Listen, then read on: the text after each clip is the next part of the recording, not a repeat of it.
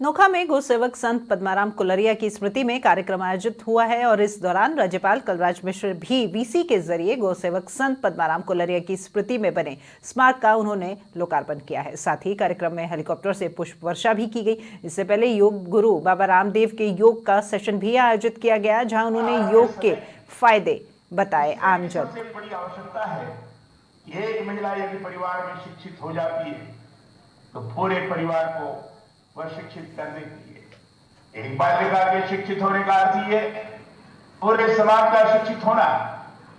इसी से महिला सशक्तिकरण को संभव किया जा सकता है। हम महिला पुरुष बराबरी की बात करते हैं, परंतु मैं मानता हूं कि जब तक महिलाओं को शिक्षित होने के अवसर नहीं मिलेंगे, वे पुरुषों की बराबरी पर नहीं आ सकेंगी। यह सुखद है कि बालिका शिक्षा के लिए अंतरराष्ट्रीय मानकों के अनुरूप शैक्षिक सुविधा युक्त विद्यालय की स्थापना आप कर रहे हैं। जल्द से जल्द विद्यालय भवन बने और यहाँ शिक्षण प्रारंभ होगा, ऐसा मेरा विश्वास है। शिक्षा वही सार्थक है जो लैंगिक विषमताओं को दूर करने वाली हो। पूर्व वैदिक काल के दौरान महिलाओं को समाज में एक प्रतिष्ठित स्थान प्राप्त था और उन्हें पुरुषों के समान समाज का एक महत्वपूर्ण अंग समझा जाता था। महिलाएं हमारे यहाँ देवी रूप में, शक्ति रूप में पूजी जाती रही।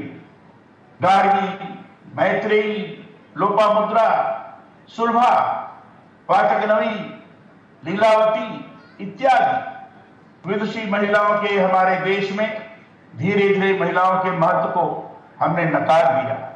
इसी से समाज में पतन का दौर भी शुरू हुआ।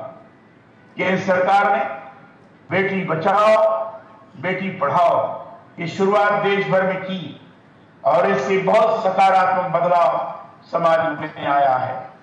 मैं चाहता हूं जो बालिकाएं शिक्षा में अच्छा प्रदर्शन करें, उन्हें प्रोत्साहित करने की भी किसी प्रभावी योजना की शुरुआत आपके स्तर पर हो। यह भी बहुत महत्वपूर्ण है कि पद्म स्मारक के अंतर्गत डिजिटल लाइब्रेरी की भी आज शुरुआत हुई है। यह समय सूचना और प्रौद्योगिकी का है। पुस्तकों को यदि डिजिटल रूप में संजोया जाता है तो यह आधुनिक समाज के लिए किसी उपहार से कम नहीं है।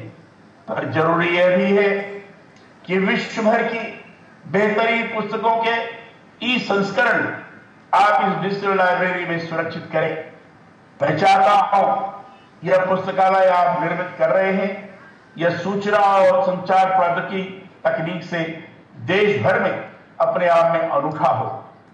पुस्तकें शिक्षा प्रसार का ही नहीं, व्यक्ति को ज्ञान संपन्न करने का सबसे बेहतरीन जरिया है। छपे हुए शब्दों में ही नहीं,